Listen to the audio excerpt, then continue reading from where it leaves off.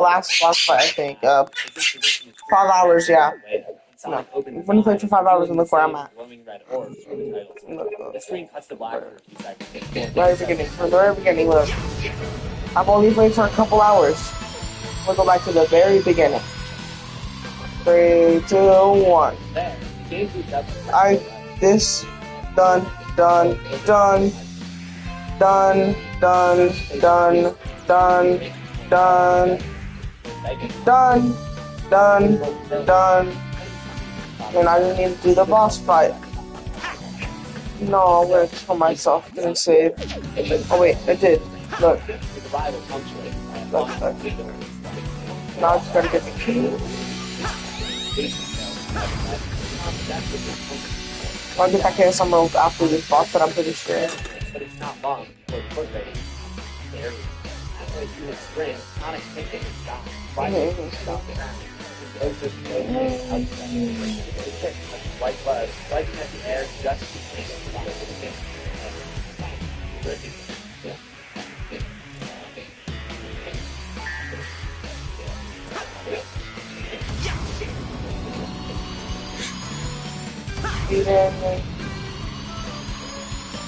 before I go play, I just want to play this level again. I just want to play again before.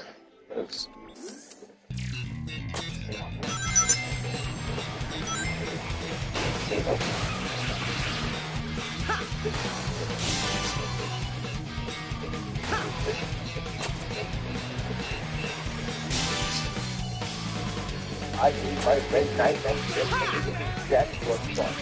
This got to take everything out and he's the only some of all that.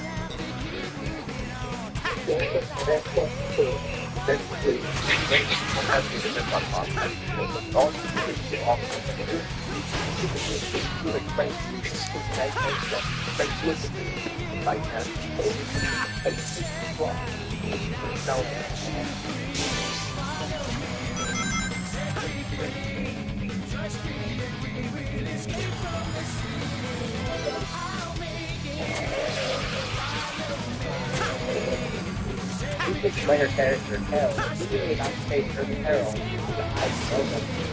You don't know how at times it's been very good. At this point, we are down on this. What battles was that?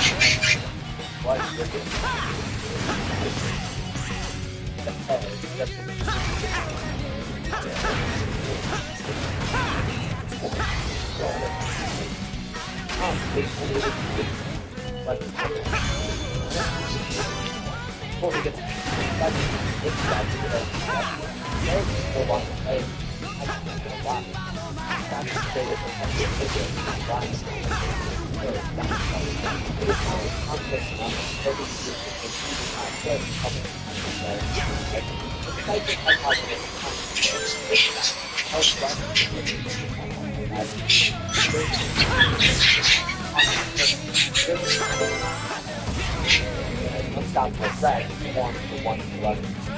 Under, I'm stuck on.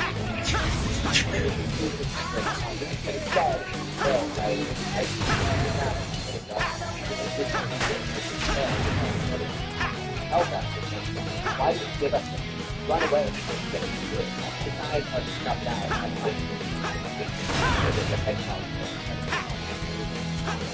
You're not going to play this shit, just like this.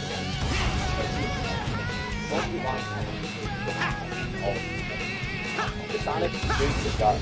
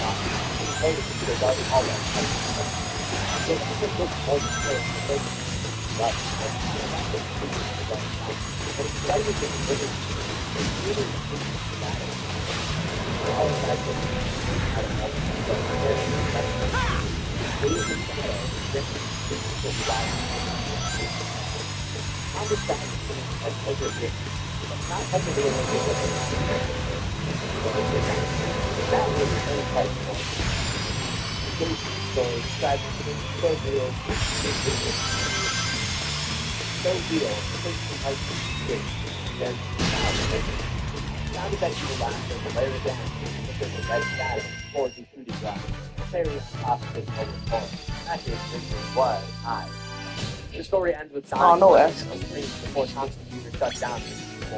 Wait, perfect run? Haha. That's crazy. But there was one more message that Let's go do the boss right now.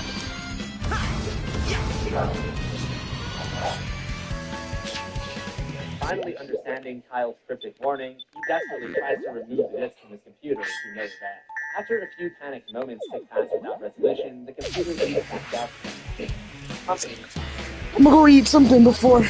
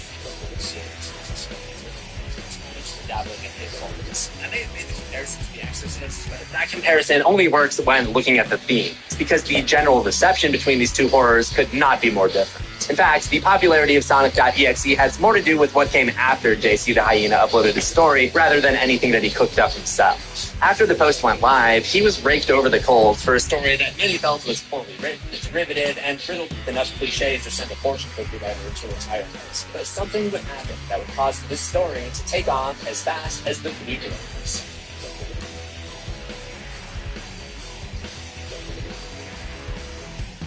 Brawl Talk! You'll be able to play Buzz Lightyear in Brawl Talk. Is free! Earlier, I mentioned the influences of the author, JC the Hyena, and the most obvious ones were other creepypasta. There was another haunted game creepypasta that came out the year before and got pretty big. It was called Ben Drown. Personally, I don't remember when I was first exposed to Sonic.exe, but it was most likely sometime around 2012 when creepypasta narrations would be popular music. As a massive Legend of Zelda fan, I was very aware of Ben Drown.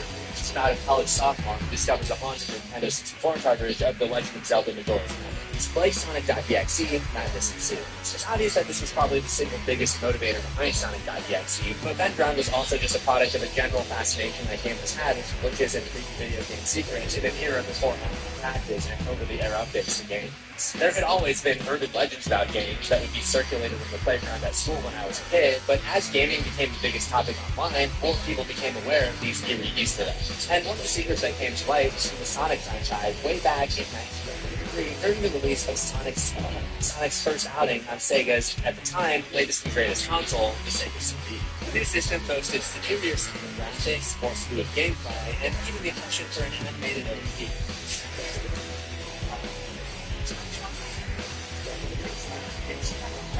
Beyond the cartoony cutscenes, the game itself was pretty standard.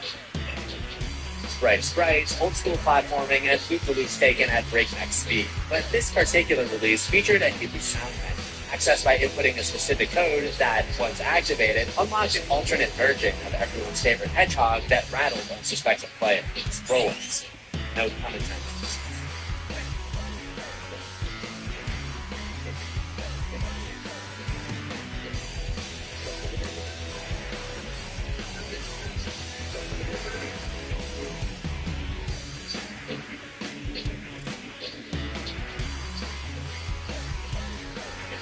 Sonic's distorted features, combined with that chiller of a song, raised more than a few eyebrows. But it was the Japanese text that sent conspiracy theorists to a tailspin. The text translates to Infinite Fun Sega Enterprises, image by Majin. According to TheGamer.com, Majin was reportedly the childhood nickname of Sega designer Masato Ichimura, who also voiced Sonic in the game. But the word Majin also translates to a powerful supernatural being of the God. This detail opened the floodgates to endless speculation, with many fans excited at the prospect of Sonic hiding a more devilish disposition beneath the clothes of its impeccably blue clothes. Whatever Sega's true intentions were, the reaction was a blip on the radar compared to what fell Sonic.exe almost 2 decades later in the summer of 2011. Just a few days after the story's first birthday, it would receive an adaptation that elevated it to legendary status. On August 13, 2012, Miss Crimson, a college game developer based in Ireland, real name Adam Gaffigan, sent the Sonic.exe fanbase into a frenzy. He released a video game that faithfully recreated every detail from JC the Hyena's original story and made it playable. Miss Crimson keeps a long profile online, but the project seemed to be a labor of love to the source material, and likely a good practice as a game developer. To the overwhelming delight and horror of everyone who dared to boot up the game, Miss Crimson did not skimp on the details. All of the key elements that made the written story a hit were present and accounted for. Everything from Sonic's glowing red eyes and eerie smile to the glowing visuals of the soundtrack. Even the weirdly specific sound effects referenced by JC the Hyena, as if the reader had played every Sonic game and memorized every sound. And of course, the game delivered with the brutal deaths of Tails, Knuckles, and Dr. Robotnik. Painstakingly, dare I say, lovingly recreated for the players to lose their minds over. And they did. I can go left. No, I'm not. No, I'm not. No more rounds. What? What?